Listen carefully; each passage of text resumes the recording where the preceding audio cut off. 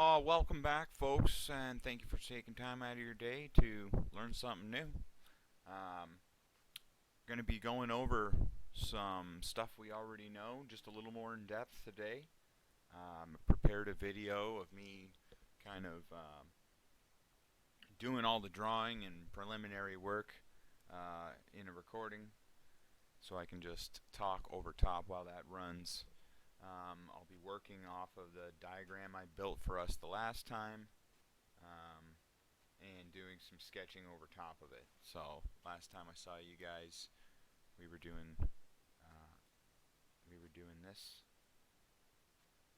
exercise right here, just kind of naming those key spots in the face. I took the liberty of doing a muscle and skin trace over top of the skull diagrams we were working from last week, just so you can get an idea of how some of those objects in the face, the nose, the eyes, the mouth, all kind of form over top of the skull itself, the room you give above those surfaces. And I did that with the front of the face there too. And then today's video will just be me kind of, like, I've drawn in a bunch of points I want you to think about when you're drawing all that information going on in the eye socket and in the eye itself. So strap in and we'll go through this. Shouldn't take more than 15 minutes, I suppose. In this video, I'm basically just going over, like I said, some of the things we have been going over already, trying to redefine your understanding of what's going on in the eye. So from a profile view, I'm simply noting in the video at this point that edge of the eye, where the mouse is right here, it's going to be part of the complete circle that makes up the eyeball. Okay, it's nice to also give your eyelids a little bit of room off the surface of the eyeball itself. That way you can really situate with line detail how far the eyeball is actually sitting in the socket. I'm just noting that the Z shape that I've been pointing out in weeks prior in the lessons to represent the zygomatic bone, in this area of the face, it's not just that angle you're trying to capture. You're also trying to capture some tilts, and where you find that is on the zygomatic bone itself that rides into the temporal. It's going up, but it's also slightly on an indent towards your brow as it goes inside. If you look at these lines right here, this is my best attempt to try to point that out. I mean, we can always look at a face, but it does vary from face to face. But this is kind of the relationship that's going on here. You got the zygomatic, where those first arrows are at the bottom here. You've got your zygomatic process riding into the zygomatic bone. So it's coming out from the side of your face and into this cheekbone, right? And then what I'm illustrating with these lines here is, you can see it when the light hits my bone here. It's all this area. Okay, we're just getting a better understanding. And then that red line that I've drawn around my eyeball there, that kind of represents the shape. And like I said, if we follow these arrows here,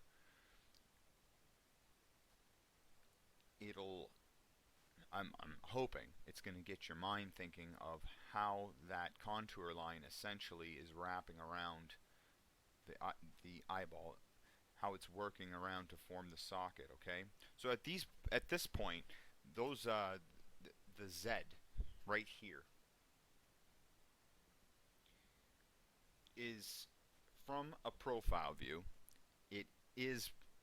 it's pretty flat shape that you're trying to mimic in there. Okay, it's at this highest point right here, which is the top of your eyebrow. Okay, wherever it may wherever it may fare on your face. But it's that height of your brow, that height of the eye socket right there. And then this direction afterwards, as you can see, it comes down into this little area right here. That being the, it would be your supraorbital foramen, which we've gone over before. And like I've said before, it forms a canopy over top of your eyeball, right?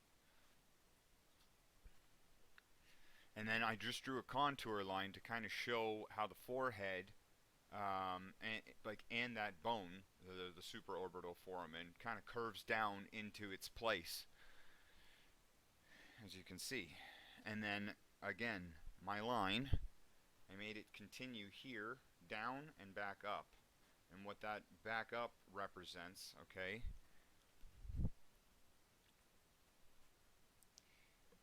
is, let's see, can you see?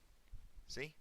So it rides up, highest point, comes down into the supraorbital foramen, which is jutting out like a canopy over top of my eye, and it comes back in, okay, to form that first little lump of muscle that rides beside the bridge of my nose here. And you've got one on the other side as well, okay? You get that little, if you squint the right way, you get that pinch between there, sort of. Kind of rides up on top of the bridge of your nose. That's what that line is representing. And that's how you kind of like, as you're laying in everything, you want to make sure these relationships are all there, okay? So I'm not just drawing that Z for the zygomatic bone for the heck of it, right?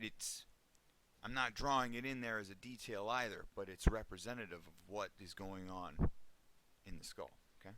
Drawing attention to here in this little exercise is just, again, the way the shape of the eye usually sits there, with the eye duct sitting below the line you want to draw your pupil on, and then you've got your highest area on the left side just riding above that line. Kind of creates not a perfect oval shape. It's kind of on a tilt, and from the eye duct you've got like a highest point at the top on the inside, and then on the outside you've got the widest area of the closing crease here on the lower portion. If you look at my diagram on the left of the drawing here, that's a really good indication. That's exactly what I mean. You got this high area right in here, you got this low area right in here. So it's not a perfect oval, it's not completely level. Anyways, and here I go in my diagram drawing again, just trying to really emphasize the supraorbital foramen and how it sits over top, how it feeds back into the zygomatic bone, or into the temporal bone at that point. And then there you have it again, that Z shape. And then there I've illustrated for you that shape that was also present in the profile view that I did. You see? Just like that. So like I said, it's a way of thinking about that surface area. And the next part is actually implementing the eye accurately in there. So this little area I'm dotting out in here, pretty important to note. And we went over those anatomical terms for that area of the face last week. I believe that's called the lacrimal. I'm going to double check.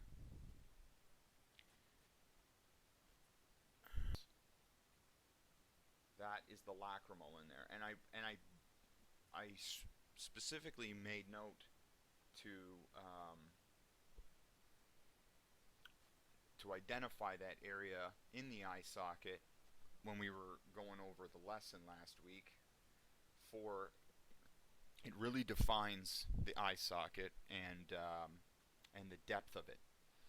And if you actually look at a skeleton, of the human skull, you'll note that the lacrimal is it's about a good inch back from where the canopy of the supraorbital foramen overhangs.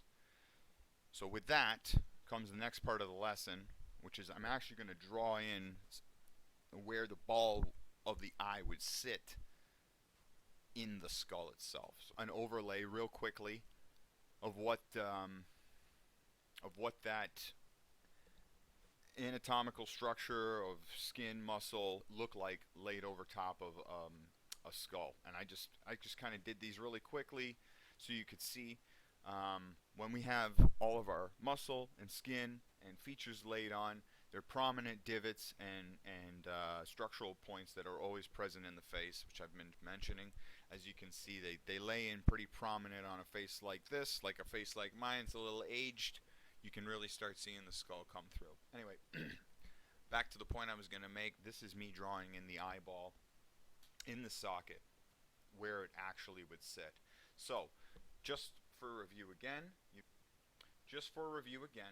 have your temporal bone right in here, riding beside the supraorbital foramen in the front here, forming a canopy. This bone right in here is your temporal bone. Sorry, is your zygomatic bone, and then you have your zygomatic bone, and then the process would be over here and behind, okay? So we've got the socket identified. I'm showing you kind of where this ball would sit in that socket. All right, this area over here would be temporal, all temporal bones, protecting your brain. So beneath that bone are my jagged dotted lines here to represent the shape of the eye. All right, I think you get the idea. So that's essentially how the ball of the eye sits in there, right? Note I am erasing that portion at the bottom of the eyeball because I want to show you how it rests against the lacrimal. That lacrimal is kind of like the end point for where the ball sits in the socket, okay? That's like the area provided, okay? And I'm going to show you all those little divots and crevices beside it, how they make all the articulation of detail that you'll find around the eye.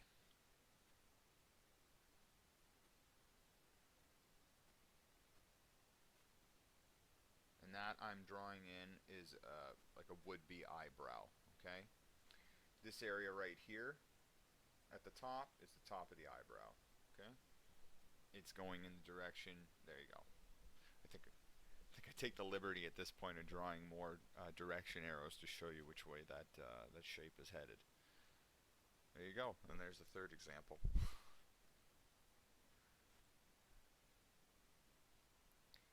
Yeah, there you go. So those two spots right there represent the top of the eyebrow. It feeds back. You can see where this information is actually riding over top of the skull itself, all right? And in every eye socket, you know, you've got that bone jutting out right there, and then the side, okay? So your temporal and your zygomatic bone. Temporal, zygomatic. Temporal on top, zygomatic below, all right? Butted up right to the edge of your eyeball. This is going to be my top eyelid, kind of giving you an idea of how much space there is in between the top of your socket. And this is going to be the bottom of the eyelid, or my bottom eyelid. Yeah. You see how it wraps around the eyeball? There would be my iris, and now you start to see some shape and some form there.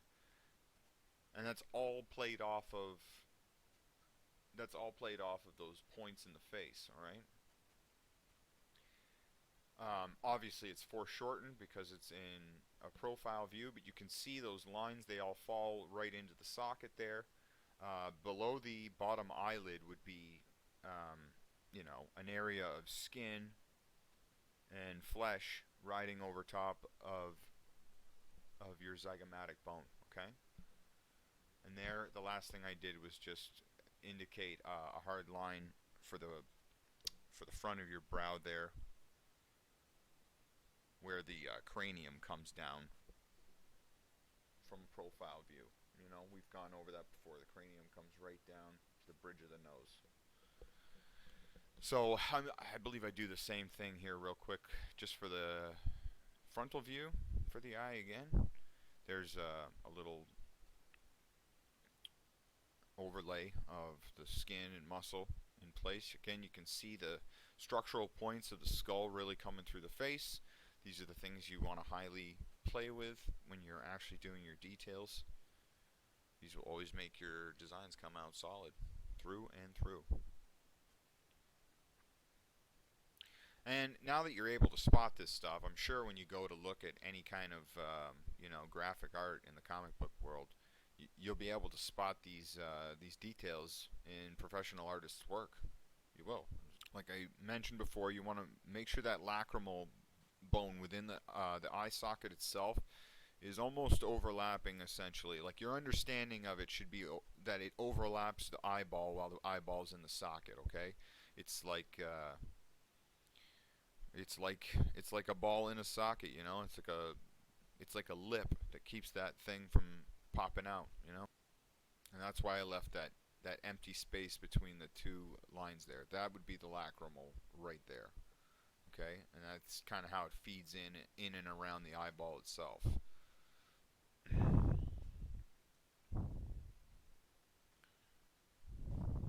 So, once you have that understanding and that shape kind of cemented in your head, then you know the area that you want to actually draw an eyeball in. So, in this case, if I choose that any random spot within the center of that eyeball, I know that's a pretty safe assumption for where that proportion is going to be, and I can merely draw around it at this point. It looks like I went right for the eyebrow just to give myself some more structure, and I'm confident knowing that the eyebrow is going to sit right there. Again, note where that eyebrow is sitting, all right, on the supraorbital foramen. So note that particular spot where the brow forms above the eye. There's no exact science to the angle, but without a doubt, I think the bushel, or like the heaviest portion of hair growth in your brow, is actually in that area resting uh, over the supraorbital foramen. The hairs in your eyebrow fade out as they ride back into the temporal bone. I don't know why that is. I guess it's thicker here because it's right over top of your eye, which is probably what bounces light. I don't know. Not a scientist or a biologist. I gave these eyelids, top and bottom, a little more space than you probably would, but it's more so or less just to help you understand how they sit in there and how they're actually moving around the ball of the eye itself. Okay, and that you actually have space between the bones in the socket there, and then, you know, the area within it where the ball of the eye actually sits, and that there is some space between the tops of your eyelids where they form the divots and where the inner circle of the socket begins. You know, you have those most surface level bones right in there, kind of riding alongside your eyeball, right up until you get to the supraorbital foramen, and that one protrudes, right?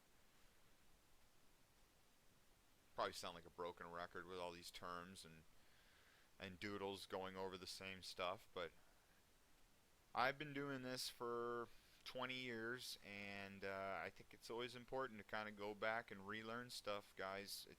You never know just how much you do or do not understand something, you know, until you've spent some time away from it and try to give it a try again. It's definitely definitely not easy to always remember all these little details. I mean, there's so much nuance to making anatomy appear accurate, whether you do it in a realism fashion or a stylistic one. There's got to be consistency there in how you design either anatomy, faces, whatever. Anyhow, till next time, thanks for stopping by. It's always a pleasure to do these for you. I hope you learned something. Have a great day. Ciao.